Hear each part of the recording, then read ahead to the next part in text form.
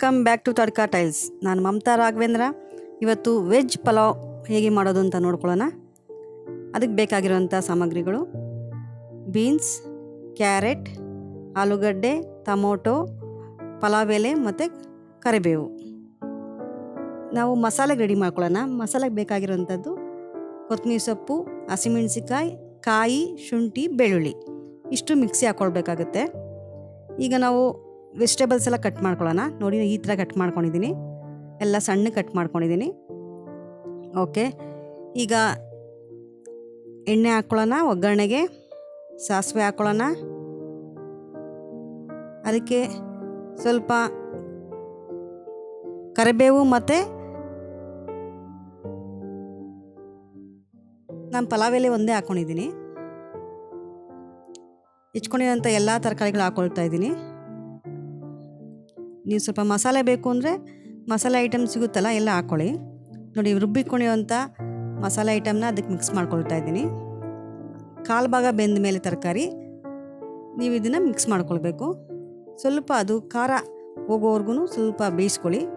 ನೋಡಿ, ಈಗ ಕುದೀತಿದೆ, ಈಗ ಬೆಂದಿದೆ ಸ್ವಲ್ಪ. ಈಗ ನಾವು ಅಕ್ಕಿ ಎಷ್ಟು ತೊಗೊಂಡಿದ್ದೀವೋ ಅದಕ್ಕೆ ಡಬ್ಬಲ್ ನೀರು ಹಾಕ್ಕೊಳ್ಬೇಕಾಗತ್ತೆ.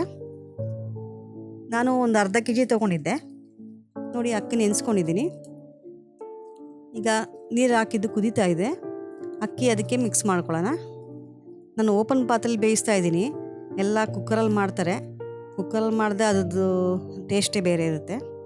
ನೋಡಿ, ಉಪ್ಪು ಹಾಕ್ಕೊಳ್ತಾ ಇದ್ದೀನಿ. ಕ್ವಾಂಟಿಟಿ ತಕ್ಕಂಗೆ ಉಪ್ಪು ಹಾಕ್ಕೊಳ್ಬೇಕು. ಓಪನ್ ಪಾತ್ರೆಯಲ್ಲಿ ಬೇಯಿಸ್ಕೊಂಡ್ರೆ ಅದ್ರ ಟೇಸ್ಟೇ ಬೇರೆ ಇರುತ್ತೆ. ಸ್ವಲ್ಪ ಕೈ ಆಡ್ತಾಯಿರಿ, ಇಲ್ಲದೇ ಸೀದೋಗುತ್ತೆ. ಒಂದು 2 ಮಿನಿಟ್ಸಲ್ಲಿ ನೀವು ಕೈ ಆಡ್ತಾಯಿರಿ. ಈಗ ಮೊಸರು ಬಜ್ಜಿ ರೆಡಿ ಮಾಡ್ಕೊಳ್ಳೋಣ. ಅದು ಬೇಯೋಷ್ಟರಲ್ಲಿ ನೋಡಿ, ಕ್ಯಾರೆಟು, ಸೌತೆಕಾಯಿ, ಈರುಳ್ಳಿ, ಕೊತ್ತಂಬರಿ ಸೊಪ್ಪು ಮತ್ತು ಮೊಸರು ತೊಗೊಂಡಿದ್ದೀನಿ. ಎಲ್ಲ ಮಿಕ್ಸ್ ಮಾಡ್ಕೊಳ್ಳೋಣ. ಅದಕ್ಕೆ ಸ್ವಲ್ಪ ಉಪ್ಪು ಹಾಕ್ಕೊಂಡು ರೆಡಿ ಮಾಡ್ಕೊಳ್ಳೋಣ. ನೋಡಿ, ಎಷ್ಟು ಚೆನ್ನಾಗಿ ಕಾಣಿಸ್ತಾ ಇದೆ. ವೆಜಿಟೇಬಲ್ ಪಲಾವ್ಗೆ ಮೊಸರು ಬಜ್ಜಿ ಇದ್ದರೆ ತುಂಬ ಚೆನ್ನಾಗಿರುತ್ತೆ.